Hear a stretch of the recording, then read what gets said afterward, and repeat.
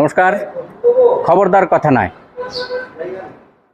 Punjab national bank তাদের দ্বিবার্ষিক সম্মেলন, সর্বভারতীয় দ্বিবার্ষিক সম্মেলনের আজকে প্রথম দিন। এই প্রথম দিনে তারা নিজস্ব কর্মসূচি যেটা পালন করেছেন আজকে যে ওপেন সেশন, আমরা যেটাকে প্রকাশ্য সমাবেশ বলি, সেটা এখানকার স্টুডেন্টস হেলথের যে জায়গাটা রয়েছে সেখানে আমরা দাঁড়িয়ে, এখানেই প্রধান বক্তা হিসেবে উপস্থিত রয়েছেন দেশের প্রখ্যাত আইনজীবী তথা সাংসদ, রাজ্যসভার সাংসদ শ্রী বিকাশ রঞ্জন ভট্টাচার্য। তার সম্পর্কে নতুন করে কিছু বলার নেই।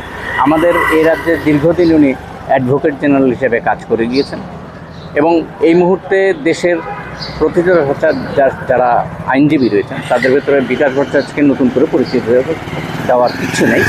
আমরা উনি কি বলছেন তার বক্তব্যটা আপনাদের শোনাবো, তারপরে আবার এই বিষয়ে আপনাদের বিশদ জানানোর চেষ্টা করব। Actually, his centenary, in true sense, is already over in the September 2024, because he was born in 1924. He was born in 1925. Sorry. ইতিমধ্যে আমরা পেয়ে গেলাম দেশের বিশিষ্ট আইনজীবী তথা সাংসদ শ্রী বিকাশ রঞ্জন ভট্টাচার্য মহোদয়কে। তিনি সর্বশেষ যে অল পার্টি মিটিং গিয়েছে দিল্লিতে, তাতে উপস্থিত ছিলেন। তার কথা আমরা জেনে গিয়েছি, এটাতে সরাসরি জানতে চাই 5 দিন অতিক্রান্ত এই পেহেলগাঁও ইনসিডেন্টের পর এই পর্যন্ত ভারত সরকারের যা প্রস্তুতি বা এই মুহূর্তে যা ব্যবস্থা গ্রহণ, আপনি কতটুকু সন্তুষ্ট? দেখুন, আমার না একটা নিজস্ব ভিন্ন মত আছে। সেটা হচ্ছে, সন্ত্রাসবাদ যদি পাকিস্তান থেকে উৎসাহিত হয়ে থাকে তাহলে সরকারের পাকিস্তানের সঙ্গে ডিপ্লোম্যাটিক লেভেলে কথা বলা উচিত। এই যুদ্ধের আওয়াজ কিছু কিছু লোক তুলছেন। দুর্ভাগ্যজনকভাবে অল পার্টি মিটিংয়েও আমি নাম করব না, কেউ একদম যুদ্ধের আওয়াজ তুলেছিলেন। এটা মনে রাখতে হবে, যুদ্ধ হলে যে বহু মানুষ আছেন যারা বিভিন্ন রাজ্যে, বিভিন্ন দেশে, যারা হিন্দু ধর্মাবলম্বী মানুষ আছেন। আজকে যদি আমরা এই কারণে হিন্দু মুসলমান বলে লাগাই যুদ্ধ, তাহলে কিন্তু তারাও বিপদে পড়বেন। আজ ডিপ্লোম্যাটিক লেভেলে আমরা যে সমস্ত ব্যবস্থা নিচ্ছি, বলে ঠিক আছে জল চুক্তি আমরা এখন করবো না, হচ্ছে সিমলা চুক্তি, ঠিক আছে, এর মধ্যে দিয়ে আলোচনা হোক, সন্ত্রাসবাদের বিরুদ্ধে মতামত তৈরি করা হোক। কিন্তু সরকারের যে ভূমিকা নিজের দেশের ভেতরে দেশের মানুষকে ঐক্যবদ্ধ রাখা, এবং সে ঐক্যবদ্ধ রাখা হচ্ছে মানবিক নীতির উপর দাঁড়িয়ে সাংবিধানিক মূল্যবোধের ভিত্তিতে, সেটা তো করছে না। ওদের দল তো এটাকে নিয়ে একেবারে সরাসরি হিন্দু মুসলমান প্রচার লাগিয়ে দিয়েছে। ভারতবর্ষের প্রধানমন্ত্রী এই পরিস্থিতির মধ্যে নির্বাচনী প্রচার করছেন এবং সেখানে তার ইঙ্গিতগুলো এরকম হিন্দু মুসলমান আছে। এর ফলে সরকার যখন কোনো ব্যবস্থা নেবে তার মধ্যে আন্তরিকতা থাকা দরকার।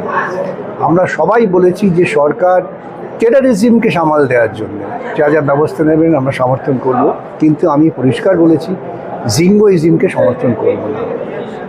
অর্থাৎ এই উগ্র জাতীয়তাবাদ, এটাকে কোনো মতে মেনে নেওয়া যায় না। পুলওয়ামা থেকে এই পেহেলগাঁও, এই পরিস্থিতিতে ভারতবর্ষের বর্তমান আভ্যন্তরীণ যে নিরাপত্তা, সেটা নিয়ে কী ভাবছেন? ভারতবর্ষের আভ্যন্তরীণ নিরাপত্তা তো কোনো সমস্যা নেই। প্রশ্ন হচ্ছে যে ভারতবর্ষের সীমান্ত জুড়ে বিদেশি কোনো শত্রু আক্রমণ করেনি, কিন্তু ভারতবর্ষের আভ্যন্তরীণ নিরাপত্তা বলতে যে আপনি যেটা বলতে চাচ্ছেন তার মর্মবস্তু যদি এই হয় মানুষে মানুষে ঐক্য, সেটাই হচ্ছে মূল বিষয়। যে আমাদের ভারতবর্ষে এত বিশাল দেশ, বৈচিত্র্যময় দেশ, ভারতবর্ষের ঐতিহ্য হচ্ছে বিবিধের মাঝে দেখো মিলন মহান, সেটাকে তুলে ধরতে হবে। দুর্ভাগ্যজনকভাবে ভারতবর্ষের যারা মন্ত্রী, শাসক দলের এমএলএ, এমপি, তারা সংবিধানের এই মৌল যে চিন্তা তার বিরোধী কাজ করছে। অতএব অবিলম্বে বিজেপিকে উদ্যোগ নিয়ে এটা করতে হবে যে কোনো রকমভাবে ধর্মীয় প্রচার চলবে না। সর্বশেষ প্রশ্ন, এই পেহেলগাঁওয়ের ইনসিডেন্টের পরেও কিছু কিছু ক্ষেত্রে দেখা যাচ্ছে যে একটা পলিটিক্যাল মাইলেজ নেওয়ার চেষ্টা হচ্ছে কোনো জায়গা থেকে, আপনি এই ব্যাপারে কী বলবেন?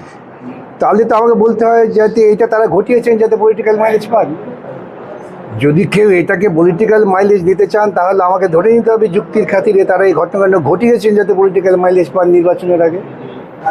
এটাকে তারা কীভাবে অস্বীকার করবে? সর্বশেষ কি বলবেন ভারতের জনগণের জন্য? আমার তো একটাই বক্তব্য, দেখুন আমরা ভারতবাসীরা একে অপরের সঙ্গে বন্ধুত্বপূর্ণ সম্পর্কে বেঁচে আছি। দেখবেন ছেলে মেয়েদের মধ্যে কলেজে পড়তে পড়তে তাদের মধ্যে বৈবাহিক সম্পর্ক হয়, ধর্ম কোনো ব্যাপার না। সেই ঐতিহ্যকে টিকিয়ে রাখতে হবে। গুরুবাদী কালচার, বেদিক কালচার এইসবের নাম করে ভারতবর্ষের যে আধুনিক মনস্কতা তাকে নষ্ট করা চলবে না। অসংখ্য ধন্যবাদ। আমরা অল্প কিছুক্ষণের জন্য পেয়েছিলাম। আশা করি সমস্ত বিষয়টা আপনাদের সামনে পরিষ্কার হয়ে যাবে। আমরা আজকে এখানেই শেষ করছি। সবাই ভালো থাকবেন, সুস্থ থাকবেন, সকলকে।